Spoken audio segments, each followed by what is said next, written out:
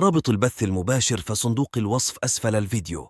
تشكيل الأهلي المتوقع ضد ميديام الغاني في دوري أبطال إفريقيا: حراسة المرمى مصطفى شوبير، خط الدفاع على معلول، محمد عبد المنعم، ياسر إبراهيم، محمد هاني. خط الوسط: عمرو السولية. رابط البث المباشر في صندوق الوصف أسفل الفيديو. رابط البث المباشر في صندوق الوصف أسفل الفيديو. رابط البث المباشر في صندوق الوصف أسفل الفيديو. رابط البث المباشر في صندوق الوصف أسفل الفيديو. رابط البث المباشر في صندوق الوصف أسفل الفيديو. رابط البث المباشر في صندوق الوصف أسفل الفيديو.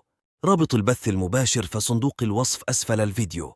رابط البث المباشر في صندوق الوصف أسفل الفيديو. رابط البث المباشر في صندوق الوصف أسفل الفيديو. رابط البث المباشر في صندوق الوصف أسفل الفيديو. رابط البث المباشر في صندوق الوصف أسفل الفيديو.